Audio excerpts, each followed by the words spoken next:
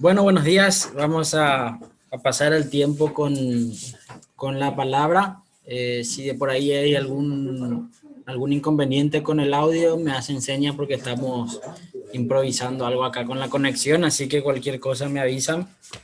Pero vamos a ir esta mañana a estudiar un salmo bastante importante, bastante conocido también y de mucha bendición seguramente ya para nuestras vidas. Muchas veces quizás lo hemos leído y la idea de esta mañana es poder estudiarlo más a fondo también y sacar enseñanzas. Y para eso les invito a ir allí al Salmo capítulo 84.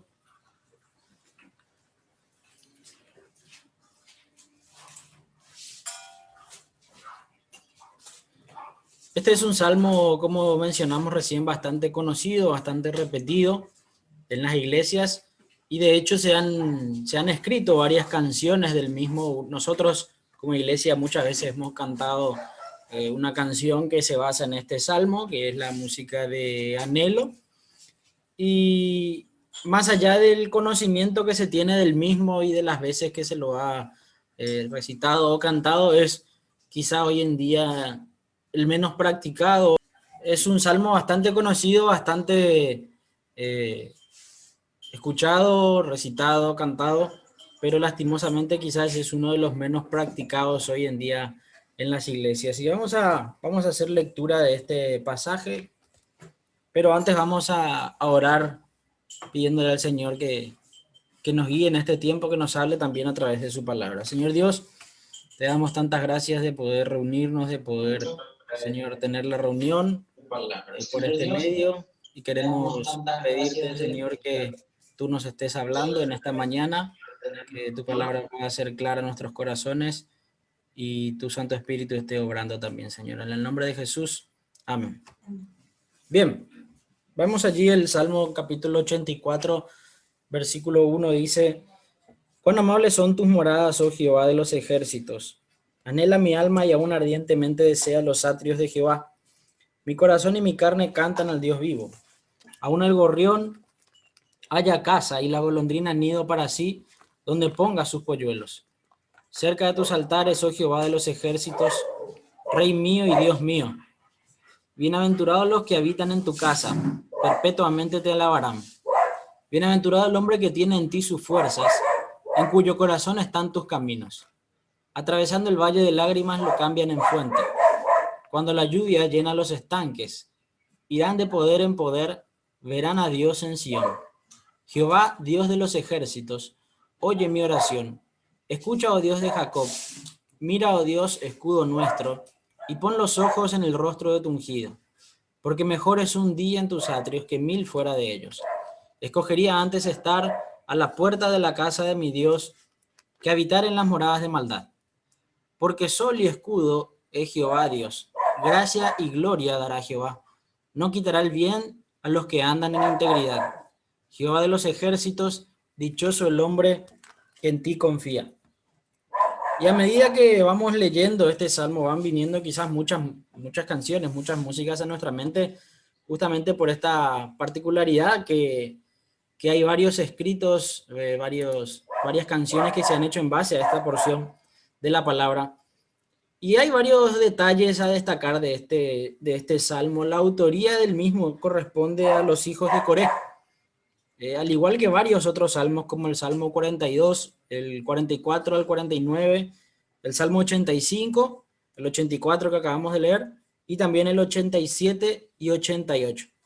Muy probablemente el contexto histórico en el momento en el cual se escribió este salmo es en el retorno del pueblo de Israel de la cautividad, cuando retornaron de Babilonia los judíos, y el motivo por el cual los hijos de Coré son autores de algunos salmos es porque ellos tenían el cargo del cuidado de las puertas del templo, eh, de cuidar del servicio, del ministerio allí. Si vemos en primera Crónicas, capítulo 9, no hace falta que vayan, yo voy a leer versículo 19, primera Crónicas 9, dice: Salum, hijo de Coré, hijo de Ebiasaf, hijo de Coré, y sus hermanos los coreitas, por la casa de su padre, tuvieron a su cargo la obra del ministerio, guardando las puertas del tabernáculo, como sus padres guardaron la entrada del campamento de Jehová.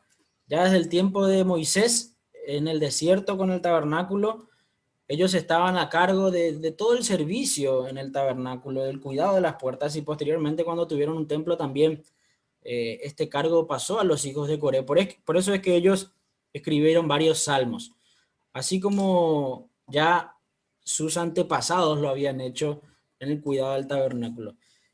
Este salmo en sí habla acerca del hogar, mostrando el deseo del hombre, del peregrino, de poder volver a ese lugar tan apreciado para él. Para el pueblo de Israel el templo era sumamente importante. Era algo muy amado por el pueblo, por cada uno de los judíos, no solo por los que servían en el templo. El pueblo de Israel dice que cuando estaba cautivo en Babilonia, ellos miraban hacia Jerusalén, orientándose hacia donde estaba. No es que tenían a la vista Jerusalén, pero imaginando hacia dónde estaba Jerusalén, y siempre recordaban, dice, el templo. Más allá de todos los recuerdos que tenían de su nación, el templo era algo muy recordado por ellos, y obviamente en ese momento de cautividad era tristeza lo que venía en sus corazones. Para el pueblo de Israel era algo sumamente importante, recordado.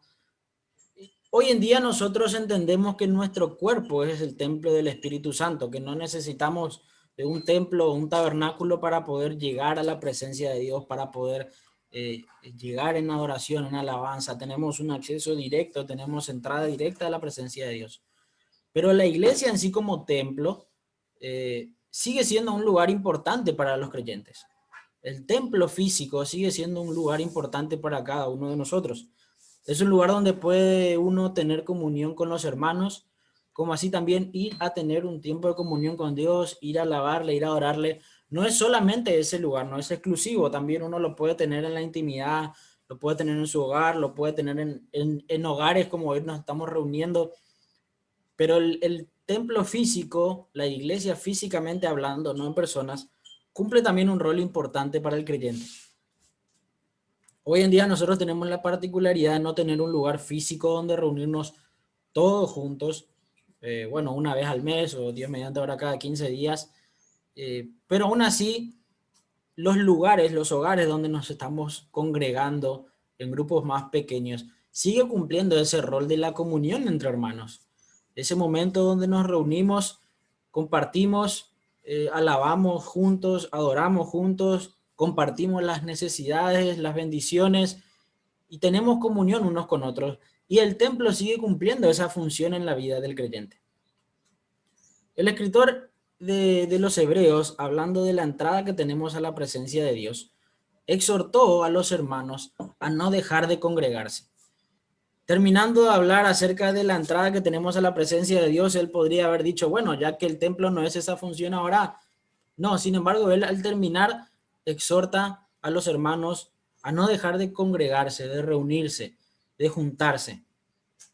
Lastimosamente hoy en día la iglesia es algo muy distinto en nuestros corazones. Cuando digo iglesia estoy hablando del templo, el lugar de congregación físico. Terminamos viendo a eso como un lugar de trabajo o una tarea o un sacrificio solamente, y no una carga, y muy lejos de lo que es realmente un hogar, un lugar de congregación, como lo veían los judíos en ese entonces. Este salmo nos muestra cómo realmente debe ser nuestra forma de ver la casa de Dios y lo necesario que es para un hijo de Dios amar y anhelar poder estar en ese lugar. Y hay tres aspectos que podemos sacar en este pasaje, en este Salmos, que nos hablan acerca de la importancia que tiene ese templo, ese lugar de congregación. Quizás muchas veces en el mensaje lo llamemos iglesia. Obviamente entendemos que el concepto de iglesia somos nosotros somos la iglesia, las personas. Pero quizás cuando mencionemos iglesia aquí entendemos que estamos hablando de un lugar físico. Además de decir que la iglesia es el cuerpo, somos cada uno de nosotros. Pero en esta mañana quiero que nos concentremos en ese lugar de congregación. Hoy en día quizás sea tu casa, sea la casa del pastor que vive más cerca de tu casa, sea un lugar fijo en una zona. Algunos días al mes quizás sea un lugar donde nos juntemos todos. En el pasado quizás fue un lugar donde siempre nos juntábamos y Dios mediante en el futuro lo volverá a hacer. Pero pensando en ese lugar y pensando un poco en este pasaje del Salmo, en este capítulo, vamos a ver tres aspectos importantes, tres roles importantes que tiene este lugar de congregación, que tiene esta casa. Y el primero de ellos vemos en el versículo 1 al versículo 4, dice: cuán amables son tus moradas, oh Jehová de los ejércitos. Anhela mi alma y aún ardientemente desea los atrios de Jehová. Mi corazón y mi carne cantan al Dios vivo. Aún el gorrión halla casa y la golondrina nido para sí, donde pongan sus polluelos. Cerca de tus altares, oh Jehová de los ejércitos. Rey mío y Dios mío. Bienaventurado los que habitan en tu casa, perpetuamente te alabarán. Lo primero que podemos ver de este lugar de congregación, de esta casa, es que es una fuente de amor. Vemos que el salmista tiene un afecto muy grande por la casa de Dios. Describe características muy hermosas de este lugar, un lugar amable, un lugar donde su corazón y él dice que hasta su carne desean estar. Menciona también una comparación que aparece varias veces a lo largo de la Biblia, que es la comparación con los polluelos. Si vemos en Mateo capítulo 6, versículo 26, dice el Evangelio: mirad las aves del cielo, que no siembran, ni ciegan, ni recogen en graneros, y vuestro Padre Celestial las alimenta. ¿No valéis mucho más vosotros que ellas? Y aquí vemos una comparación de Jesús, que compara a los hijos de Dios con las aves, para hacerles entender del amor que Dios tiene para con ellos. En Job capítulo 38 tenemos otra mención, otra misma comparación con las aves. Versículo 41 dice lo siguiente: ¿quién prepara al cuervo su alimento cuando sus polluelos claman a Dios y andan errantes por falta de comida? Y aquí vemos otra vez la mano de Dios obrando y cuidando aún a las aves, a los polluelos. Y aquí el salmista dice que aún ellos hayan cuidado y protección en esa casa. Aquí el salmista piensa en las aves, dice la golondrina y el gorrión, que hayan casa para sí en este lugar. Era un lugar seguro, era evidentemente un lugar protegido. En días de lluvia, por ejemplo, como el que tuvimos ayer, podemos ver que los pájaros se van refugiando en lugares seguros. Saben dónde tener que ir para cuidado y para protección. ¿Cuánto más nosotros, sus hijos, los hijos de Dios, podemos hallar en esta casa un lugar de amor, un lugar confortable para nuestra alma, un lugar donde el Señor quiere cobijar nuestro corazón? Si las aves lo encuentran en esta casa, ¿cuánto más nosotros, los hijos del Dios de esta casa? Sin embargo, si nosotros pensamos en nuestra actitud o en nuestras acciones, hacemos totalmente lo contrario. En el mundo nunca vamos a poder encontrar un lugar así. Pero ¿qué hacemos nosotros luego de haber cometido un error? En vez de buscar ese consuelo del hogar, de la casa de Dios, huimos de ese lugar. En vez de ir a ese hogar, desear llegar a ese hogar porque sabemos que allí vamos a encontrar el amor, el cuidado, el perdón, la protección que la casa de Dios tiene para nosotros, nuestra actitud es alejarnos, huir de la casa de Dios. Por vergüenza, por distintas razones, en vez de buscar ese lugar de amor, terminamos alejándonos de él. La casa de Dios es ese lugar de amor que nos abraza, que nos da seguridad, que nos da amor a pesar de lo que hayamos hecho, que no excluye ni discrimina. Eso es lo que debe haber en la casa de Dios. Pero al mismo tiempo que pienso en lo que yo hago cuando me equivoco y huyo de la casa de Dios, también pienso si yo como miembro de esa casa estoy dando ese amor a los que vienen.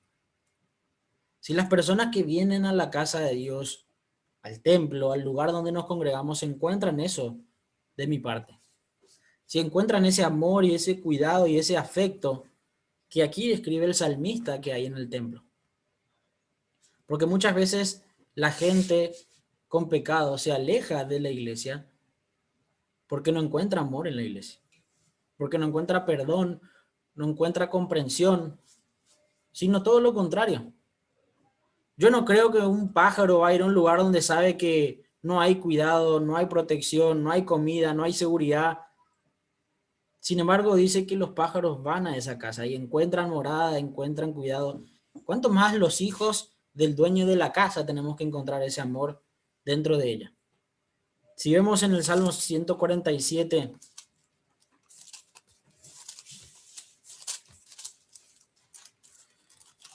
versículo 3, dice, hablando de Dios, Él sana a los quebrantados de corazón y venda sus heridas.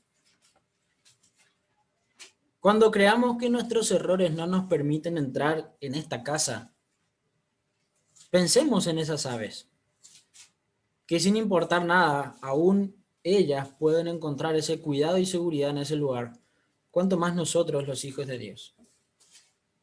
Cuando pensemos que nuestro pecado, que algo que hicimos en la semana, nuestra culpa, no nos hacen dignos de llegar a esta casa, pensemos que si esas aves encuentran ese amor y ese cuidado, mucho más nosotros, los hijos de Dios, tenemos que encontrarlo.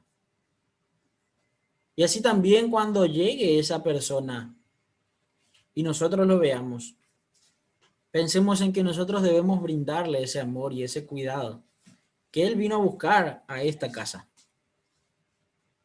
Pensemos que nosotros debemos ser esa protección que esa persona necesita. Y ese amor que hace que la persona desee y aún su carne anhele llegar a este lugar. No solamente es un lugar de amor, vemos el versículo 5, dice, bienaventurado el hombre que tiene en ti sus fuerzas, en cuyo corazón están tus caminos. Atravesando el valle de lágrimas, lo cambian en fuente, cuando la lluvia llena los estanques. Irán de poder en poder, verán a Dios en Sión. No solamente vemos una fuente de amor en este lugar, también vemos una fuente de fortaleza. Dice Mateo capítulo 6, versículo 21.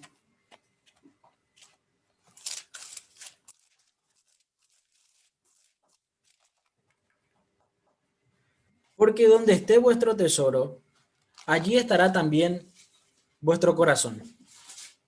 Dice el versículo 5 del Salmo 84, en cuyo corazón están tus caminos. No solamente hallo amor y seguridad en la casa de Dios, también fortaleza y fuerzas para atravesar momentos difíciles. Vemos allí el versículo 6, dice, atravesando el valle de lágrimas, lo cambian en fuente. Aquí es interesante resaltar algo. En el original, la palabra o la frase allí, el valle de lágrimas, en realidad es el valle de Boquim. Cuando pasaba alguien un momento difícil en su vida, en la antigüedad, en el contexto judío, se decía el valle de Boquim. Este valle está situado entre Betel, donde el ángel de Jehová apareció en Jueces capítulo 2, cuando el pueblo de Israel estaba totalmente alejado de Dios y el ángel de Jehová apareció allí como castigo al pueblo por no eliminar a sus enemigos. Y cuando ellos vieron eso, era una relación con la tristeza, con el llanto, con el sufrimiento, porque cuando el ángel de Jehová apareció allí, debido al pecado del pueblo, ellos tuvieron que pagar por no eliminar, conquistar del todo a sus enemigos, y esos mismos enemigos son los que luego les producen a ellos sufrimiento. Por eso el valle de Boquín para los judíos es relacionado con un valle de lágrimas, con un momento difícil, con un momento de prueba, con un momento de dificultad. Y esta frase con el correr de los años se hizo popular entre el pueblo judío. Por eso es que se decía el valle de Boquín, como un tiempo difícil, un tiempo de sufrimiento, de dolor, de prueba. Cuando alguien pasaba por este tiempo, por este momento en su vida, se decía que estaba atravesando el valle de Boquín. Y eso fue siempre un motivo de dolor para el pueblo judío. Pero el salmista aquí hace un contraste bastante interesante porque ese valle de lágrimas, ese dolor y llanto son transformados en gozo y alegría en la presencia de Dios. Dice que atravesando, no saliendo, atravesando ese momento difícil, lo cambian en gozo y alegría. No está diciendo que el valle de lágrimas desaparece y que todo es hermoso, sino que aquellos que tienen en Jehová sus fuerzas pueden cruzar ese valle, ese momento difícil con gozo, con fortaleza. Algo parecido a lo que Pablo nos habla en Filipenses sobre el gozo que deben tener cada uno de los creyentes en medio de la prueba. Cuando dice que a los que aman a Dios, todas cosas le ayudan a bien.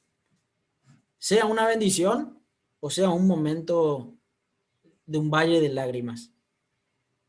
Y aquí el salmista reconoce ese momento difícil, reconoce ese valle de lágrimas, reconoce ese tiempo de prueba, pero sabe que el lugar para atravesarlo con gozo es la casa de Dios. La casa de Dios es ese lugar que me permite fortalecerme para atravesar esos valles. Pero si pensamos nuevamente en qué es lo que nosotros hacemos, dijimos, es una fuente de amor, pero nosotros cuando cometemos un error, en vez de buscar ese amor, huimos de ese amor. Y así también como cuando es esa fuente de fortaleza, cuando nosotros pasamos por un tiempo de prueba, por un tiempo difícil, cuando hemos tenido quizás una semana complicada, un tiempo ya sea en lo personal, laboral, en lo familiar, cuando tenemos un valle de lágrimas en nuestra vida, lo primero que solemos dejar de lado es la casa de Dios. El domingo no voy a ir a la iglesia porque fue una semana difícil.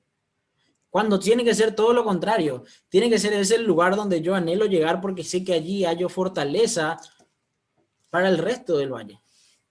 Tiene que ser ese lugar donde yo sé que voy a entrar y voy a salir fortalecido, voy a salir animado para enfrentar lo que queda del valle, lo que se pueda venir en una nueva semana, en un tiempo de pruebas, en un tiempo de dificultad, pero nosotros todo lo contrario.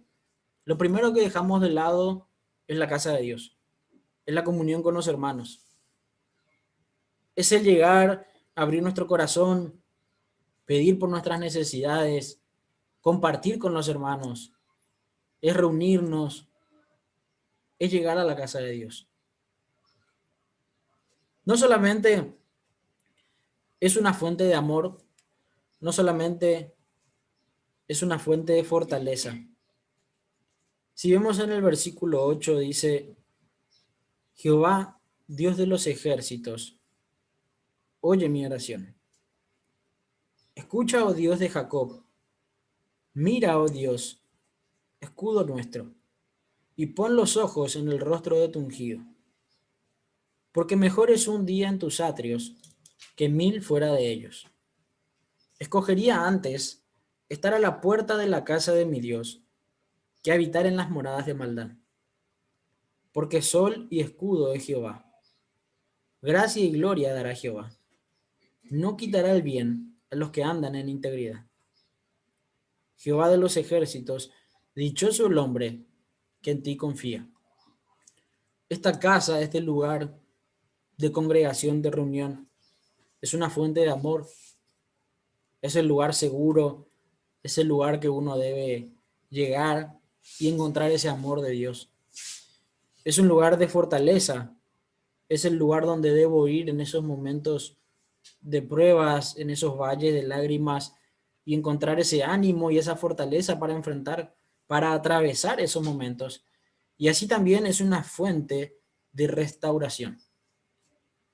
Como mencionamos al principio, el contexto, en el momento donde se escribió este salmo, es muy posiblemente en el retorno de la cautividad de los hijos de Israel. Y el versículo 8 y 9 dice, Jehová, Dios de los ejércitos, oye mi oración, escucha, oh Dios de Jacob. Mira, oh Dios, escudo nuestro, y pon los ojos en el rostro de tu ungido. Aquí vemos un clamor, un dolor, una súplica a Dios, pidiendo que por favor oiga, que vea el dolor y la necesidad de su pueblo. El pueblo de Israel fue cautivo, no por una prueba, sino por un castigo por el pecado. Pero así también un día llegó esa restauración de Dios. Dios los trajo otra vez a su tierra. Dios los llevó de vuelta al lugar donde ellos habitaban. Les dio otra vez un templo y otra vez pudieron estar dichosos de glorificar a Dios y de servir allí en ese lugar que tanto anhelaban. Como dice el versículo 11 y 12. Porque sol y escudo de Jehová, gracia y gloria dará Jehová. No quitará el bien a los que andan en integridad. Jehová de los ejércitos, dichoso el hombre que en ti confía. Ellos encontraron esa restauración. Ellos encontraron ese amor, esa fortaleza, pero esa restauración, a pesar de todo lo malo que habían hecho, luego del arrepentimiento vino esa restauración de parte de Dios.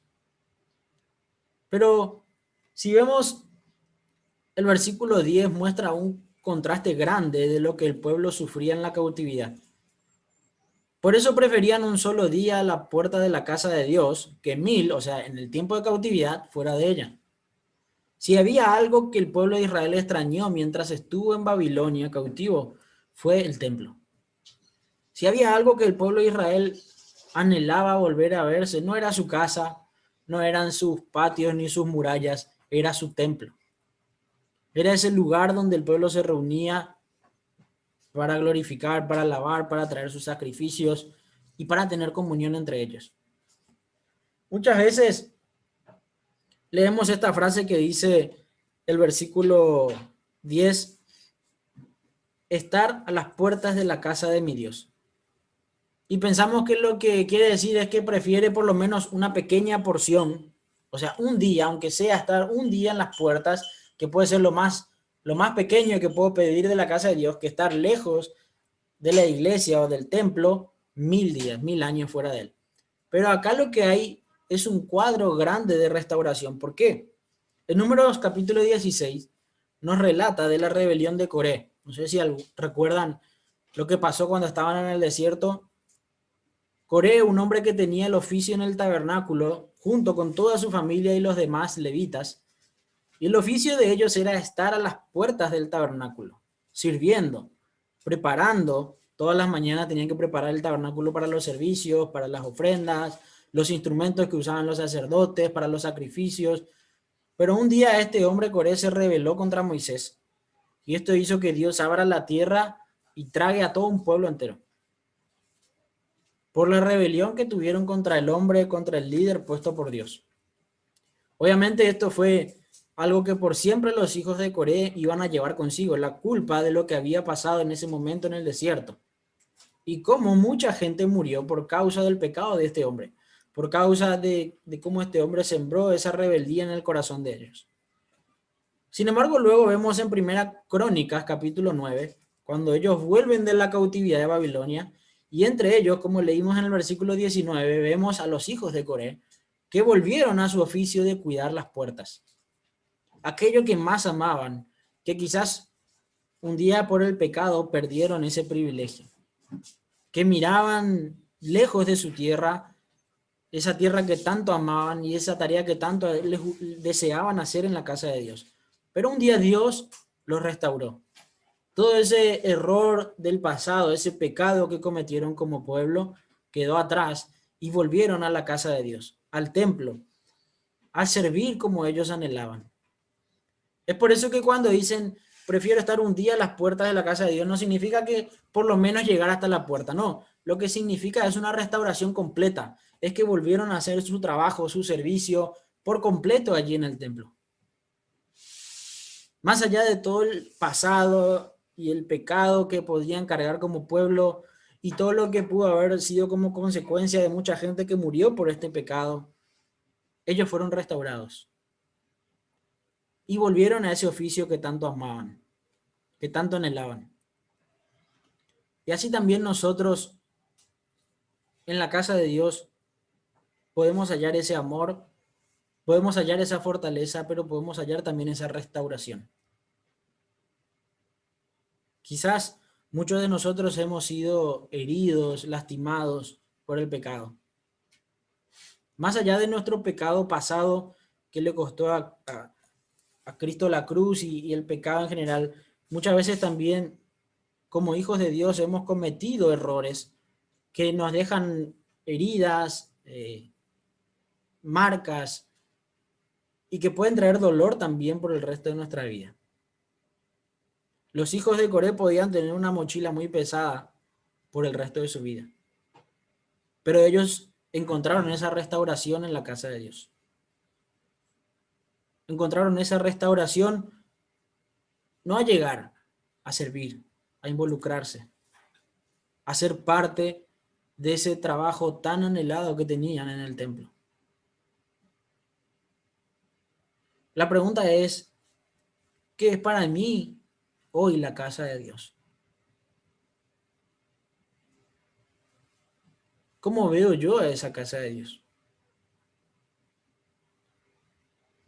Quizás hoy nosotros como iglesia, la casa de Dios para nosotros son varias casas, son varios lugares, son varios grupos.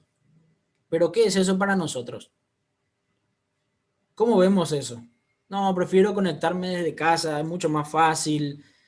Tengo que apretar dos botones y ya está, y cumplo. Estoy ahí, me congrego, veo el mensaje, anoto, canto cuando hay que cantar. Pero es que la casa de Dios no es solamente eso. Si para nosotros la casa de Dios es simplemente escuchar un mensaje, podemos buscar en YouTube varios mensajes también allí hay. Si es solamente cantar una canción, podemos cantar también en la semana. Podemos orar en la semana, podemos alabar al Señor en la semana. La casa de Dios es mucho más que solo eso. La casa de Dios debe ser mucho más que solo eso. Y la otra pregunta es, ¿qué estoy haciendo yo de la casa de Dios para mis hermanos? ¿Cómo se van mis hermanos de la casa de Dios luego de haber compartido conmigo? ¿Se van gozosos? ¿Se van amados, fortalecidos, restaurados, animados? ¿O se van tristes, heridos y desanimados?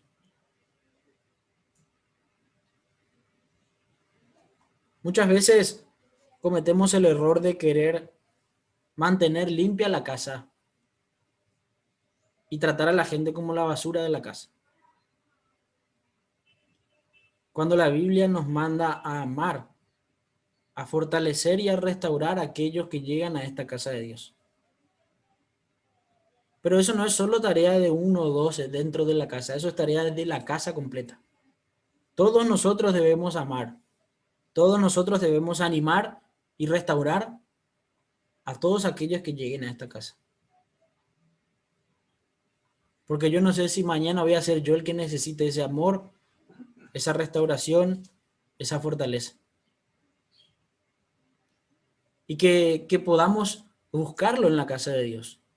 Que si hemos tenido una semana de caídas, de pecado, si hemos cometido errores, que no veamos la hora que llegue ese momento para ir a la casa de Dios.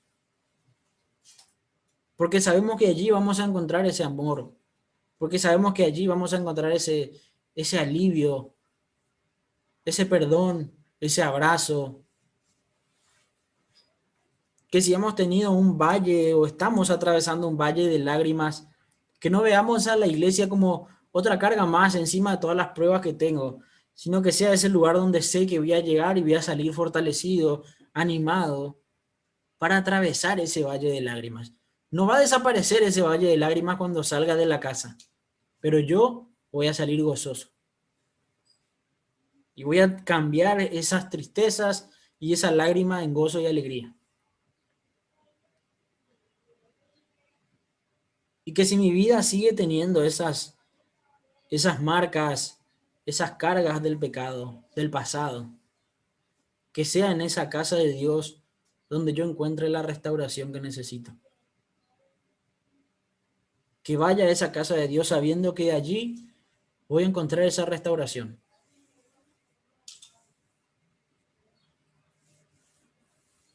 Y que lo mismo hagamos con todos aquellos que lleguen a esta casa de Dios. Vamos a orar. Padre Celestial, estamos agradecidos en esta mañana de poder estudiar tu palabra, Señor, leerla, pero también que tu Santo Espíritu nos hable a través de ella. Oh Dios, gracias por este salmo, gracias por los hijos de Coré, por su servicio, por su amor al ministerio, a la tarea que les fue encomendada, Señor, en el tabernáculo y con el correr de los años también en el templo. Y por el ejemplo que nos dan, Señor, de la manera que uno debe ver tu casa, Señor.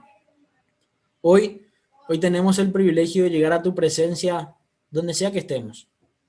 No necesitamos ir al templo, podemos hacerlo en la intimidad en nuestros hogares, podemos hacerlo en familia, en un grupo pequeño de creyentes, en cualquier lugar, pero no queremos que eso nos haga sentir que tu casa ha perdido valor. Tu casa debe ser, Señor, ese lugar de amor, ese lugar de fortaleza y restauración que todos nosotros busquemos y también brindemos. Que podamos pensar y meditar en qué es para nosotros tu casa, Señor, y qué estamos haciendo nosotros de tu casa, Señor. Te lo pedimos todo esto en el nombre de Jesús. Amén.